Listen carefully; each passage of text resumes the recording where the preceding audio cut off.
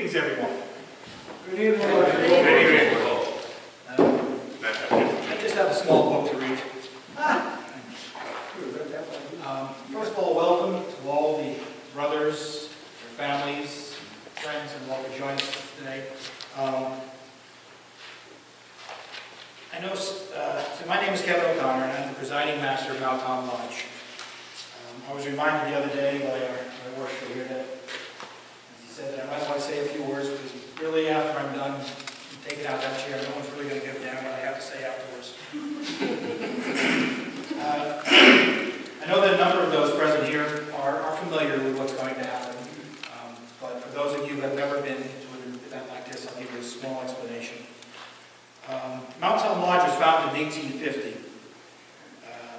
The same year Holyoke became a city.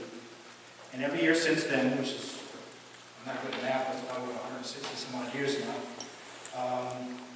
they have elected officers and held an event such as this to place them in their respective positions.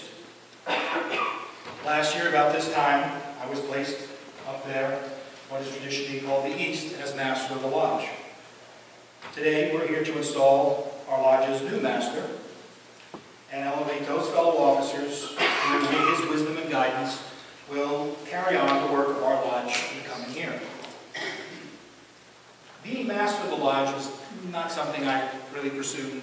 Probably some folks here probably tell you that I was dragged to the East kicking and screaming, which is not all that incorrect. But I wasn't screaming, it was more like whining.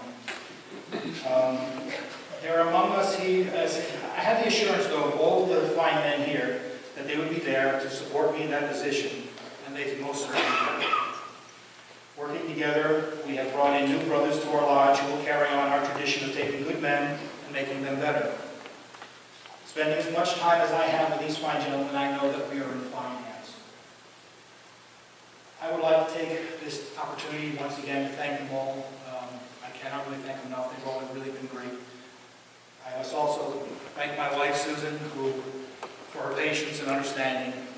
A position like this really can take a lot of your time, and without her, it just wouldn't have happened. As I said, our lodge is about 164 years old, and if you had the chance to walk around our building a bit, you would have noticed a number of the fascinating artifacts on display pertaining to the history of this lodge. And when I say lodge, I think it's important to point out that lodge is not the building itself. It's the gentlemen who come here and meet here and work. The men you see in the photos in the museum downstairs, those masters and members of the past are the images of the rock and solid foundation, we have here today to stand on. It is because of them that we continue to enjoy the friendship and brotherhood of this fraternity we love. I like to spend time in the museum among all the artifacts, in particular a series of photographs that show the laying of the cornerstone of this building, which was done in 1920. Traditionally, the cornerstone is set in the northeast corner of the lodge, and it is a pivotal first step in the construction of any great piece of architecture. And I wanted to share something with you. My worship, could you bring that thing out up there?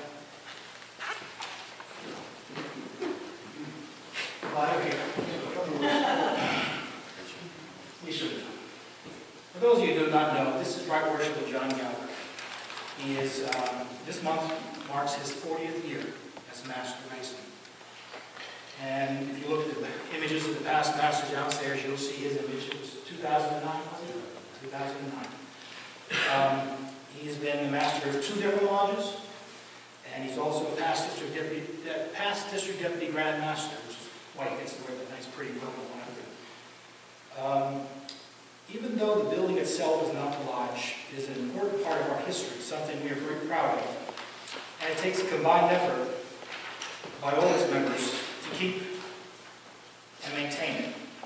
The fact that we still have it is almost 100 years, is undoubtedly due to the diligence of our past members and those senior members still with us today. It takes a shocking amount of money and no small effort to maintain this building.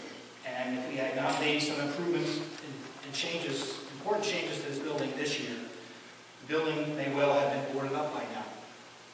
The fact that we still have this fine edifice in the coming years used for our meeting is in no small part due to the tireless efforts of our Right Worshipful John Gauger. And all that is fine and good. But Right Worshipful's contributions to our lodge have been far greater than that.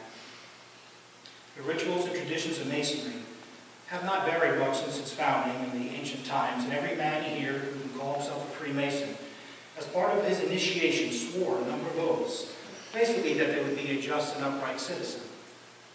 Likewise, when John entered into our fraternity 40 years ago, he knelt at an altar, much like that one, and with his hands resting on a holy Bible, promised before God Almighty that he too would be a just and upright citizen, but also, more importantly, that he would always lend a helping hand to a brother in need. I've only known John for about 8 years now, but I can tell you from what I have seen that that is a promise he took to heart and keeps every day. For instance, he is at the forefront of helping our new brothers become acquainted and familiar with the rituals we learn, of helping them feel comfortable, and getting them to the Masonic meetings and such they're required to attend. But more than that, he looks after his brothers outside these doors as well. We have a brother who, when becoming an officer, needed a proper attire, but wasn't really able to afford it. John found a beautiful silk suit in his own closet that would fit this brother and pass it on down to him. These gloves I have, they're a little better for the worse, but I keep them. John gave these gloves to me when I took my first seat in his lodge as a steward. When one of his old friends and a brother Mason was in the twilight of his life, John took charge and cared for him until he passed on to that celestial lodge above. Even today, he helps out one of our beloved elder brothers as he faces his own health issues. Knowing my apprehension about taking on such a large role in the lodge, John volunteered to sit beside me in the east as our chaplain and guided me along, reminding me of the most important things, like when I'm supposed to wrap the hammer. If I have accomplished anything noteworthy this year, it is in no small part to his guidance.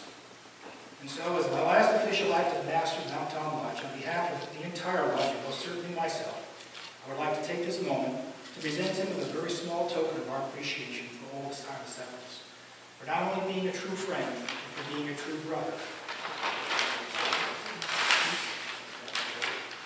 This is here.